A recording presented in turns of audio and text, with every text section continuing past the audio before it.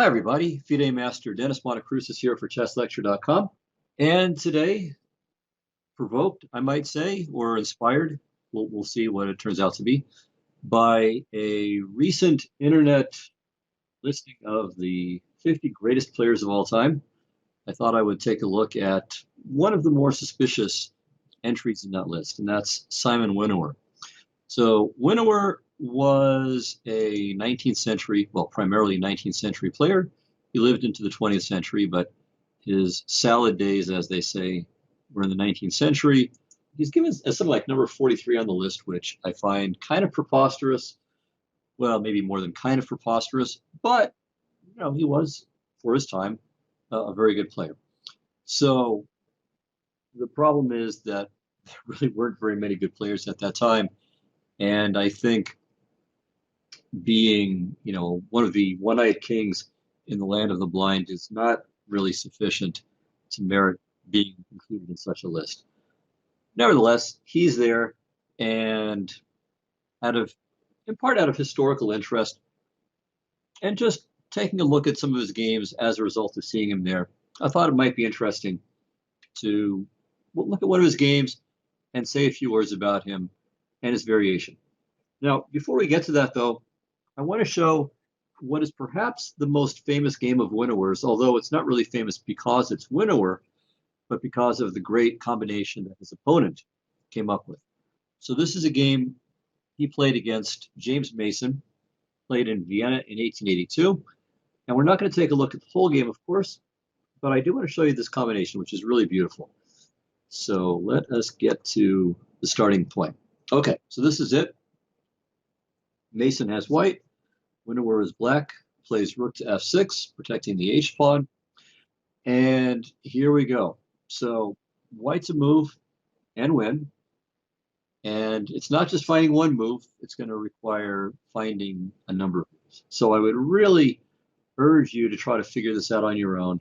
And again, not just find the first move, which you might very well spot, but if you don't prove the whole thing, you haven't really solved it.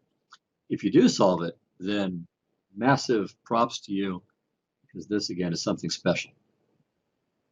All right, so here it is. What did Mason do? Mason played Rook Takes G5. Okay, this is, as I said, not particularly amazing, although it actually is very, very good too. But again, by itself, it's not the solution. You have to figure out the key point, which comes a few moves later. So hg5, queen h7 check. Okay, so now the easy point. If the king goes to d8, then queen h8 check. And if the king goes to e7, at the very least you could play rook b8 probably, but even better is queen g7 check. Rook f7, f6, and this is completely hopeless for black. That's just queen e7 mate. And queen, of course, has to keep this guy defended too. Just too much that black needs to do, and he can't do it all. In fact, he can barely do anything. If he tries queen to c7, then queen to f8 is made. So that's hopeless. And if you go king to c7 here, then just queen takes f6, if nothing else, and that should be winning as well. Yeah, so the big question is, after queen to h7 check, what do you do after knight to d7? Well, bishop takes d7, but now queen g8. And see, this is the critical thing.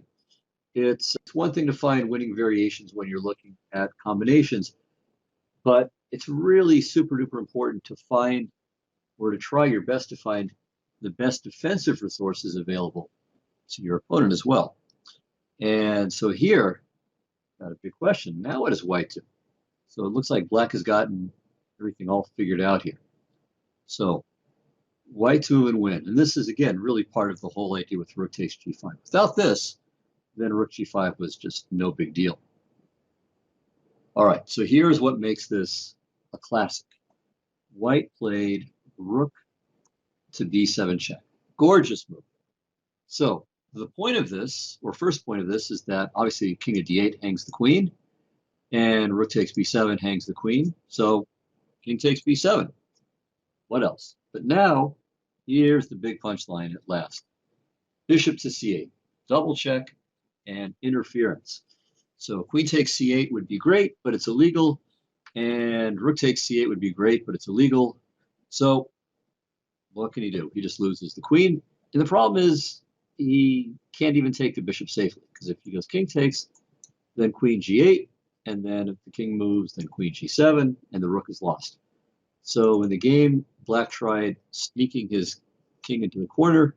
He maybe hoped that the bishop would be stuck on c8, but it wasn't, and white went on to win pretty comfortably. So he threatens queen a5 mate here, so rook d5, queen d7, threat queen c6, check here, and rook to d2, check, and now queen takes e4, hitting the rook on b1, bishop e6, defending the pawn on a2. So you can see a2 is covered, g2 is covered. That's not a challenging position for white. Game goes a little longer, but not much. Here, takes, and then queen c6 check, and queen c7, and black resigns because after king a6, bishop c4, rook b5, and, well, first of all, bishop takes d5 check would be more than enough, but queen c6 check would just make it a full rook for free. So Winor resigned here. All right, so not the most glamorous way to introduce Winor to all of you, but as I said, it's probably his most famous game, or the most famous game he was a participant in. Now, what else do we know Winor for? Well, of course, what we know Winor for is the Winor variation in the French. There's also a Winor line in the Slav, I believe, but the French is the best known line.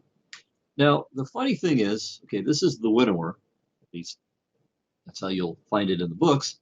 But the funny thing about the Winor French is that it was played quite a few times before Winor. The first person to play it, I believe, was Ignaz Kolisch. So Kolisch played this in 1861, which was quite some time before Winor got around to it. Winor, I think, played it in 67. He played against Steinitz, and he lost. All right, so Kolisch played it twice in 61, I believe, against Louis Paulsen, drawing both games. Blackburn used it many times, more times than Winor ever did, and also played it against Steinitz, also before Winor got to it. So, it's not that Winor played it first. He didn't play it more frequently than anyone else. It's not that he was the first person to play against someone like Steinitz. So why in the world is this named after him? The only thing I can think of is that after e5, he was the first guy to play c5. But he was also the first guy to ever face e5. So everybody, strangely enough, met bishop to b4 with e takes d5 until, again, that first game where Winor